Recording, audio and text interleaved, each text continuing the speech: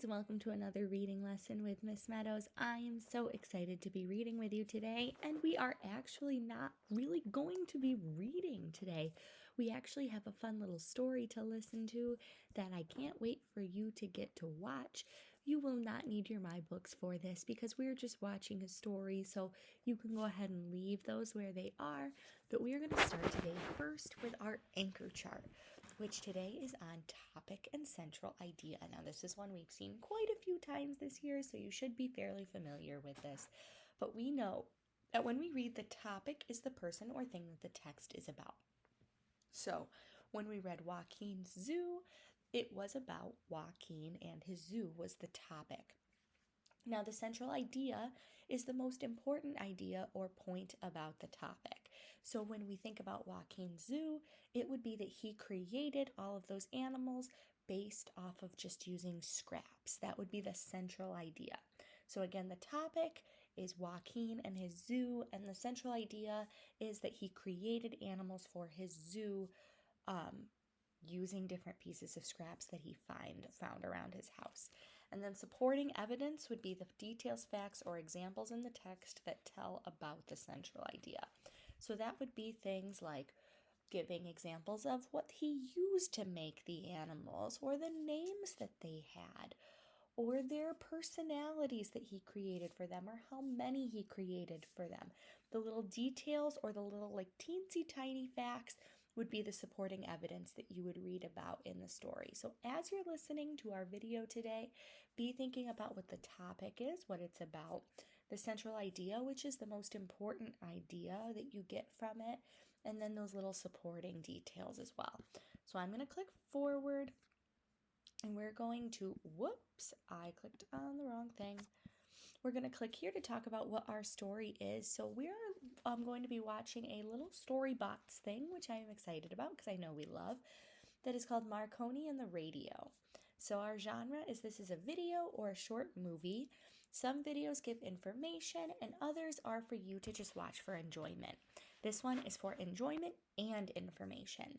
So we're going to watch and listen for the main topic and details, like we said, and then how the pictures, words, and sounds all work together to give us information.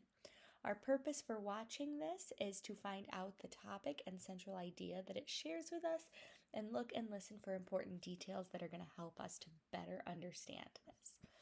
So we are going to do a little bit of building background on inventors, and so I'm going to play this for a second and let you go ahead and listen so that we have some background knowledge on inventors before we watch this video. An inventor is a person who creates something new. Often, it is a machine or a tool. Without inventors, we would not have batteries, televisions, computers, or bicycles. Guglielmo Marconi invented the radio.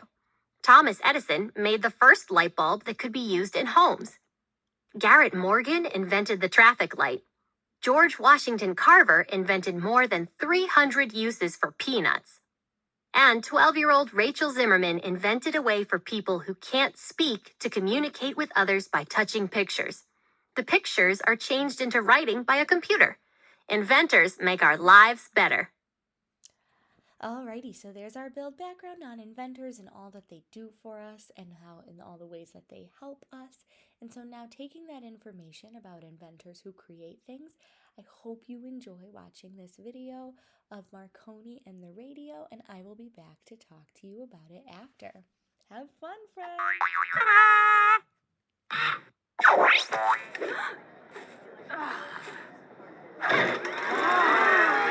Storybox presents Great Innovator.